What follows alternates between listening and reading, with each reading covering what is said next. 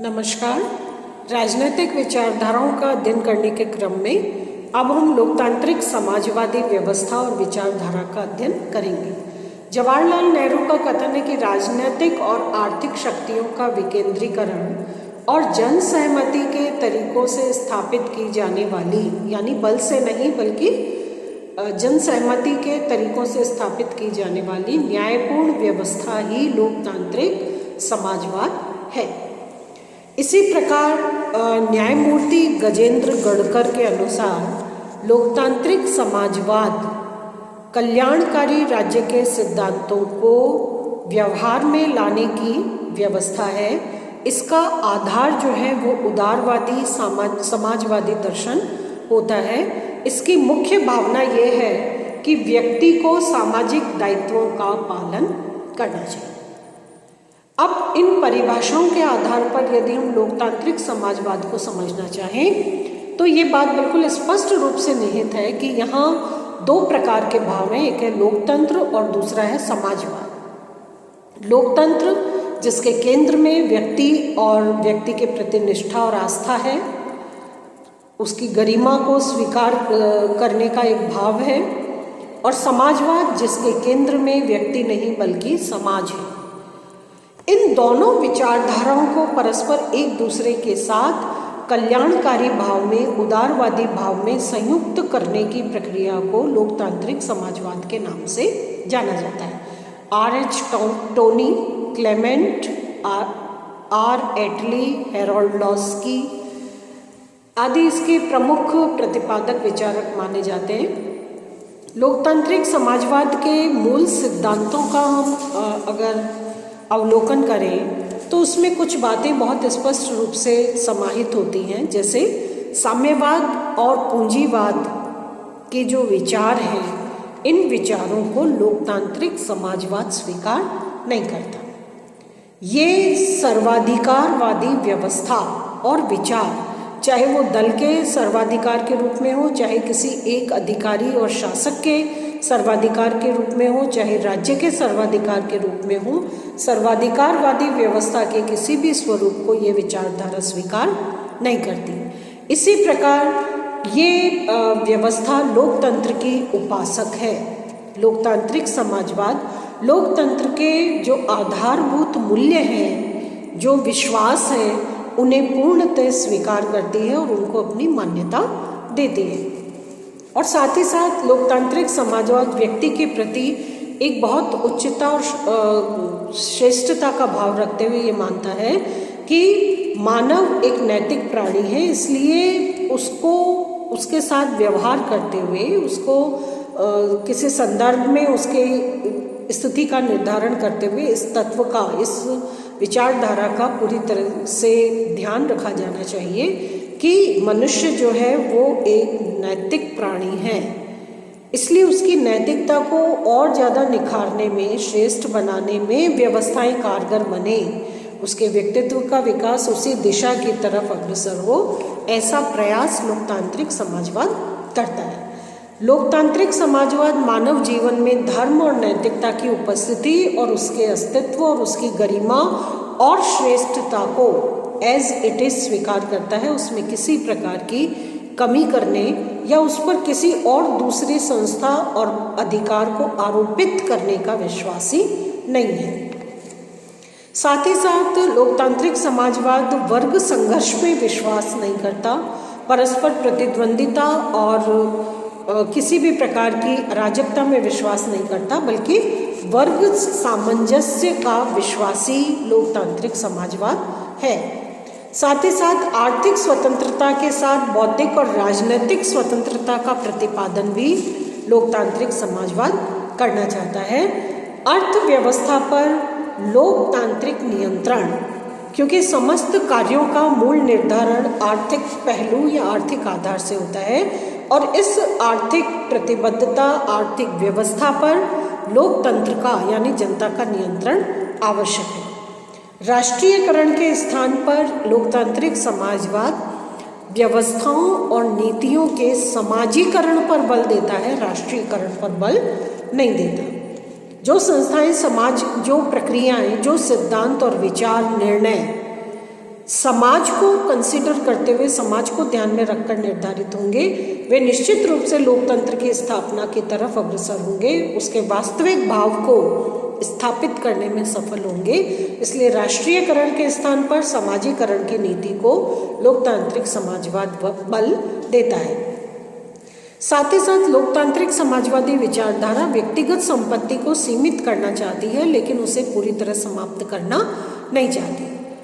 संपत्ति में विविधता की स्थिति को स्वीकार करते हुए लोकतांत्रिक समाजवादी ये मानते हैं कि ये संपत्ति की विविधता समाज में विद्वेष और कलह या विषमता का कारण न बने। इसके लिए जरूरी है कि निजी संपत्ति को कुछ सीमित कर दिया जाए, लेकिन इसे समाप्त न किया जाए। लोक कल्याणकारी राज्य के स्थापना पर ये लोकतांत्रिक समाजवाद बल देता है। लोकतांत्रिक समाज जो है वो ही वस्तुतः एक प्रकार से व्यक्ति के कल्याण और उसकी व्यवस्था के लिए मूल आधार बन सकता है।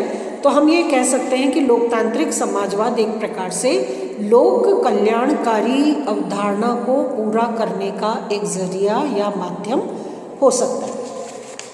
सत्ता का विकेंद्रीकरण और अन्य जो स्थानीय संस्थाएं हैं उनकी स्वायत्तता पर लोकतांत्रिक समाजवाद विशेष रूप से बल देता है। विश्व शांति की धारणा और मानवतावाद ऐसे सशक्त आधार हैं जिन पर ये लोकतांत्रिक समाजवादी विचारधारा आधारित होती है। लोकतांत्रिक समाजवाद की स्थापना के जो मूल साधन या स्रोत या माध्यम हैं उनमें कुछ का हम उल्लेख करते हैं, जैसे आर्थिक पक्ष के निर्धारण और उसको व्यवस्थित करने के लिए उत्तरोत्तर बढ़ती दर से आय कर की व्यवस्था का निर्धारण किया जाए। सब पर इक्वल और समान नहीं, बल्कि उत्तरोत्तर बढ़ती दर से आय की दर जिस प्रकार से बढ़ती जाए उसके आधार पर आय कर का निर्धारण किया जाए। संपत्ति कर की व्यवस्था की जाए। उत्तराधिकारी की व्यवस्था जो है, उत्तराधिकार की व्यवस्था जो है उसे समाप्त किया जाए। कृषि भूमि पर कृषक का ही अधिकार होना चाहिए और जो मूलभूत उद्योग हैं उनकी अर्थव्यवस्था पर नियंत्रण के लिए राष्ट्रीयकरण होना चाहिए। सीमित निजी क्षेत्र में उद्योगों का राज्य के द्वारा निर्देशन होना चाहिए और ये निर्देशन राज्य सिर्फ सामाजिक हित के दृष्टिकोण से करे, ऐसा सुनिश्चित होना चाहिए। आर्थिक असमानता और विषमता है उसे यथासंभव न्यून करने का, कम करते हुए समाप्त करने का प्रयत्न किया जाए। सभी को उनकी योग्यता और कार्यकुशलता के अनुरूप कार्य करने, अवसरों का उपभोग करने, पारिश्रमिक और अवकाश की व्यवस्था का निर्धारण किया जाए। राज्य द्वारा अधिकाधिक कल्याणकारी सेवाओं का विस्तार किया जाए। इन कल्याणकारी सेवाओं के विस्तार के साथ साथ इनकी आपूर्ति को सुनिश्चित करते हुए उन पर अपना प्रभावशाली नियंत्रण रखा जाए। आर्थिक विकास के लिए योजनाबद्ध पद्धति, नियोजन पद्धति का प्रयोग करते हुए राज्य को अपने आर्थिक संसाधनों का जो बेहतर प्रयोग है, श्रेष्ठ उसके प्रयोग की व्यवस्था नियोजन पद्धति के माध्यम से करनी चाहिए। उपलब्ध संसाधन और स्रोत के माध्यम से अधिकतम लाभ और कल्याण को सुनिश्चित करने का एक संतुलन जो है वो आर्थिक विकास की नियोजन पद्धति में होना चाहिए। लोकतांत्रिक समाजवादी व्यवस्था के गुण यदि हम देखें तो सबसे पहला गुण ये है कि व्यक्ति और समाज दोनों के हित में एक बहुत प्रॉपर यथोचित संतुलन जो है वो इस विचारधारा के अनुसार कायम हो सकता है। पूंजीवाद और साम्यवाद दोनों व्यवस्थाओं के जो अतिवादी दोष हैं उन दोषों से मुक्त होने का एक विकल्प जो है वो लोकतांत्रिक समाजवादी व्यवस्था में निहित है। व्यक्तियों की नागरिक, राजनैतिक, आर्थिक स्वतंत्रता का ये विचारधारा समर्थन करती है। इसलिए स्वतंत्रता की एक सुनिश्चित आपूर्ति भी और उसकी व्यवस्था भी इस लोकतांत्रिक समाजवादी विचारधारा के अंतर्गत निहित होती है। निजी संपत्ति के संबंध में जो कि निजी संपत्ति को समाप्त न किया जाए बल्कि इसको सीमित कर दिया जाए, ये एक ऐसा व्यवहारिक और यथार्थवादी विकल्प और दृष्टिकोण है जिसका समर्थन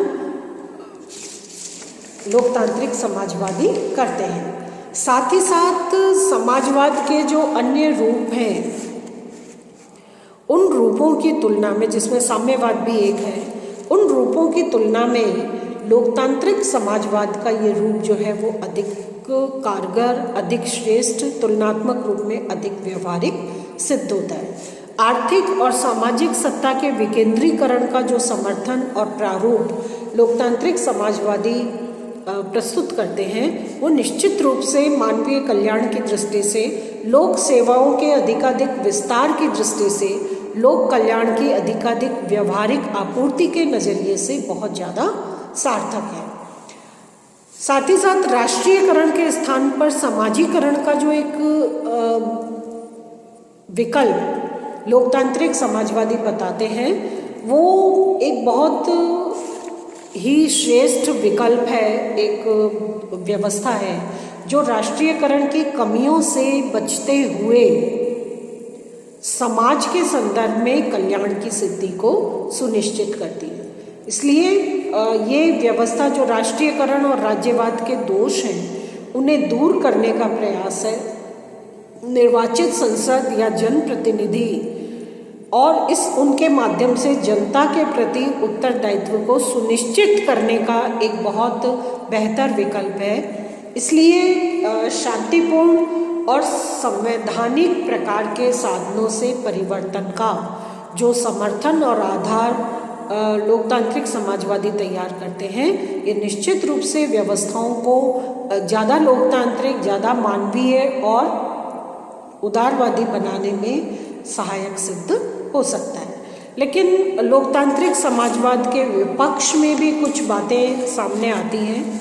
आलोचक ये कहते हैं कि इसमें किसी ठोस दर्शन का पूरी तरह से अभाव है।